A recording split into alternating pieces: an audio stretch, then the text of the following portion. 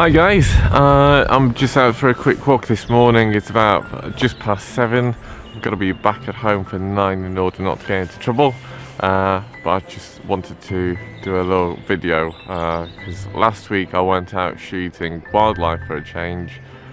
Yeah, and I just wanted to give you a few reasons, few tips of why you should try wildlife photography.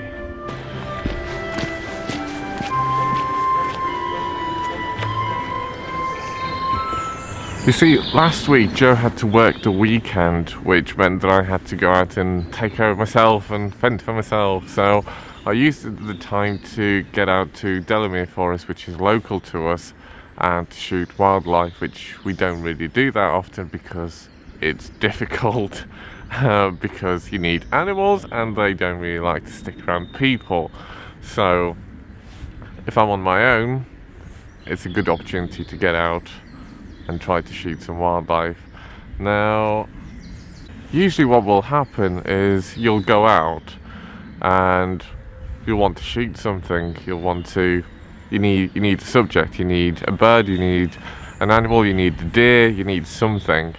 But sometimes when you venture even into nature reserves, it's a little bit difficult to find them because they're scattered all over the place.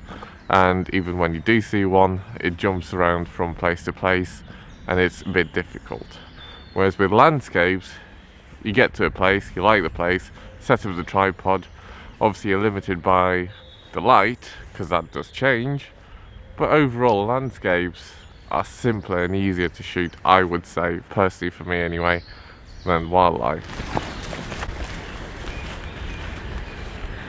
Now, I don't know about you, but I like a bit of a challenge sometimes. Now, wildlife photography is one of those things that can be challenging, but it's also really rewarding when you do get the shot.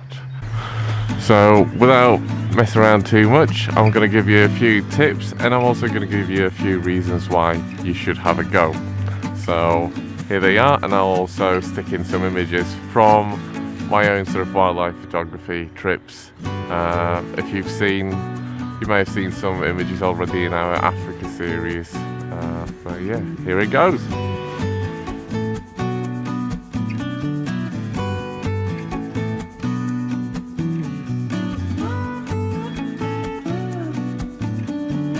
So reason number 1 why you should try wildlife photography is that it's something different. If you're into landscape photography, whatever type of photography you're into, you'll probably find yourself getting a little bit bored with it and sort of not wanting to do it as much every now and then. When you do something for a long period of time, you will eventually just grow a bit tired with it, even though you may still like it. So wildlife photography is just one of those things that you can do whilst you're taking a break and having a breather from what you're used to.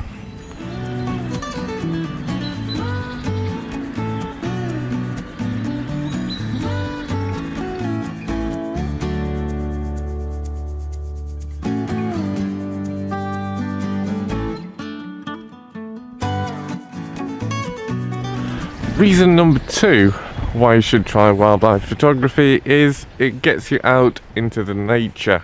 Now, I don't know about you, but I personally really like being out and about in this sort of environment.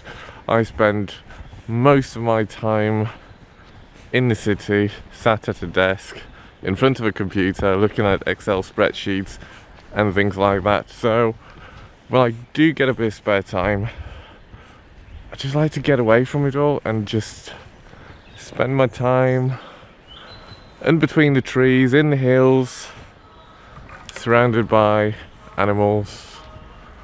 And nature photography is just one of those things that gets you out, that you've got a reason to get out. You're not just going for a walk, you're going with a purpose, and there's a good chance you'll come back with something to hang on your wall.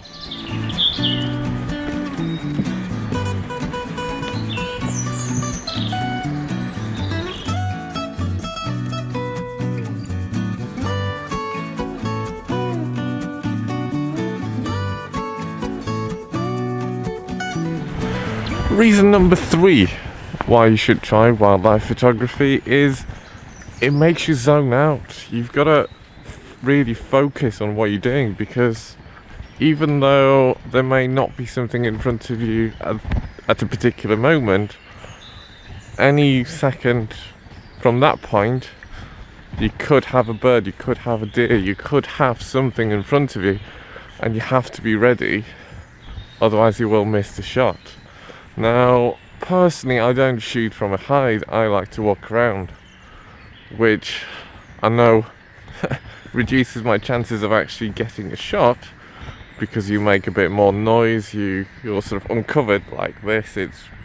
The animals can see the human form, which they recognize, whereas if you're in a hide, well, you're hidden. So the idea is the animals don't know you're there, and that increases your probability of getting a shot, because they're not, well, running away from you. That's the idea, if you stay stealthy anyway. But yeah, you just have to be in the moment. You have to listen for the sounds, you have to listen for the bird songs, for squirrel walking up a tree somewhere behind you, and things like that. It just makes you really focus on what you're doing, which, for instance, if you've got a stressful job, it helps, because that means that you're not thinking about all sorts of other issues that you've got in your life. So yeah, it's a good escape from your sort of daily grind.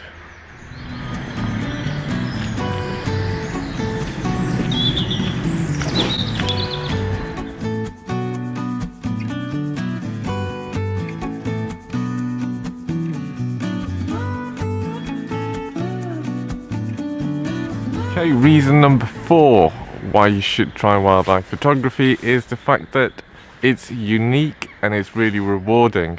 And let me show you what I mean. Okay, so let's say that you're shooting landscapes, for example, which is what I tend to do now, and your subject, for instance, is this stump over here.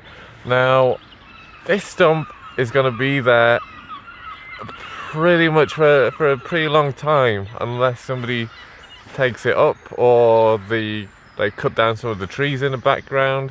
And yes, it's going to look different depending on the light, the mood, whether it's foggy, whether it's not, whether it's morning, midday or sunset. But overall, it's still going to be this stump over here with a pretty similar background. Now, with wildlife photography, you may take a photograph of a squirrel, you may take a photograph of a deer, of a bird. Now, yes, the animals may look the same regardless of, you know, what photograph you take, but they probably will be doing different things. And sometimes you will take a shot that will be different from what anybody else has taken, or it will be one of those unique images. And I'm just going to show you one of those images that, yes, there's probably people out there with similar ones, but there's not going to be anybody out there with the exact same image, because that has only happened once, and that's when I took the shot.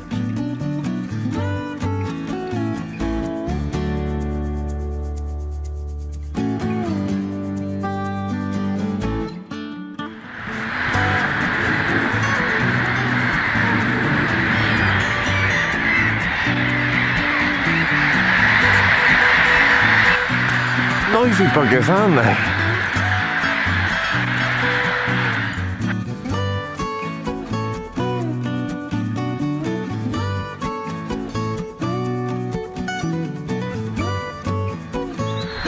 Okay, and as I leave the lake behind me with all the noisy birds, I'm gonna give you the 5th and the last reason, at least for this video. There's many more, but it's going to be the last one for this video. The 5th reason why you should try wildlife photography is because you don't need to go out to just shoot wildlife.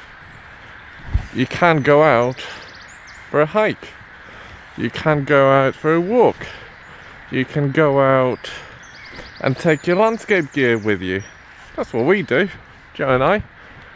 Go out, you know, go for a walk. If you're going to your local park, obviously be careful with people with high-powered lenses. People can get a little bit edgy when you're walking around with a massive lens around them. But yeah, go for a walk and just take your camera with you. Go for a hike, just take your camera with you. If you see something, great, take a shot. If you don't, well, you've gone for a walk anyway. Take your wide angle with you. Shoot some landscape whilst you're at it. You don't need to go out and just shoot wildlife. You can go out and shoot wildlife and combine it with something else, with some other activity that you enjoy doing, and basically get the most out of your day. Right, it's 8 o'clock. I've got to be back home for 9, so let's do some quick tips for shooting wildlife. Okay, so tip number 1, try to go out in the morning and in the evening. During the day, a lot of animals, especially birds, will not be as active as they will be in the morning and in the evening. So you're looking at hours after sunrise and just before sunset and around sunset. Obviously there will be species of animals which will be nocturnal, so obviously those will be at night, but for the most part try to head out in the morning and in the evening. Tip number 2, try to use high shutter speed. If you're not familiar with your camera settings, then if you've got a DSLR or at least a mid-range camera, then it probably has a shutter speed priority mode. So have a read through your manual and try to use a high shutter speed, so something like 1/500th of a second, 1/600th of a second.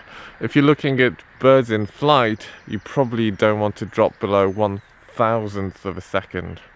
Now, if you use shutter speed priority mode on your camera, what it's going to do is it will prioritize using that shutter speed, and it will adjust other settings such as your aperture and ISO accordingly to expose the image correctly.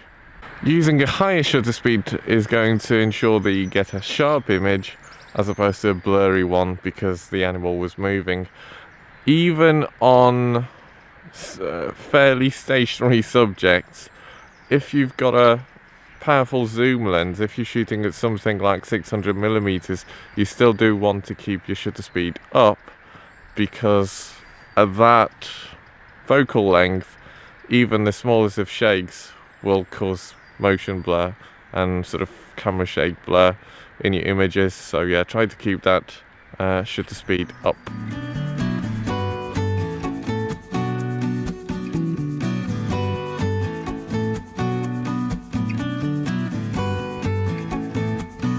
Tip number 3, try to use a lens with as much zoom, as long of a focal length as you can possibly get. That's because you will always struggle to get to the animals as close as you really want to.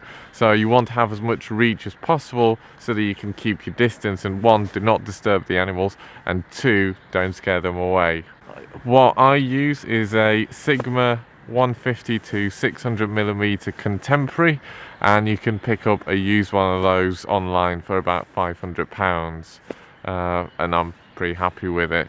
You don't necessarily need a very powerful lens like the 600mm. It may be that you already have something like 18 to 200mm or 70 to 200 or something around the 200-300 mark. What you can then do is you can go online and buy something called a teleconverter, which is essentially like a magnifying glass that you put in front of the lens, in between the camera and the actual lens, and that will give you extra reach. Now it will mean that the lens will be letting in less light because there's an extra element, but it will give you that extra reach. And for stationary subject, for something like deer, let's say, that doesn't move too much, you should still be fine.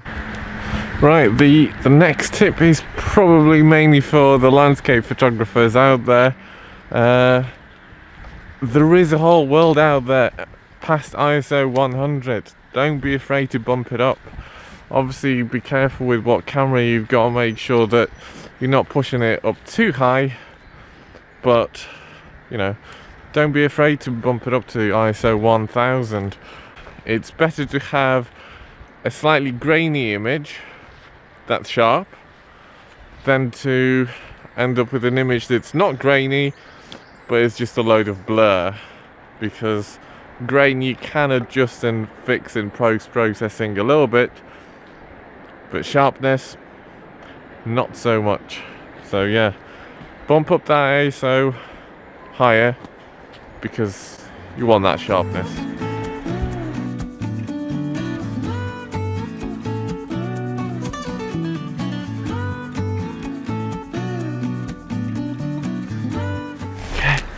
And the final tip is stay quiet. You don't want to make noise. If you can hear an animal, there's a good chance it can hear you. So keep your noise down, because as soon as they hear you, they're going to want to get out, get away. Every now and then, it's worth to just stop. As you walk in, move slowly if you think that there's something around. Watch your step. Don't step on things that are going to make a lot of noise when you step on them. So things like branches, dry stuff that's going to crack. And yeah, just take it slow. Every now and then, just stop and freeze for half a minute, a minute. And very often you'll see that after you've stopped for a bit, things suddenly come alive in front of you, and where you thought that there was nothing there, suddenly birds start to fly, squirrels start to pop around from behind trees. Take it slow. Right, I'm gonna get into trouble now because I'm running a bit late, so that's gonna be it for this one. Go out there and shoot some wildlife in a good way with a camera. See ya.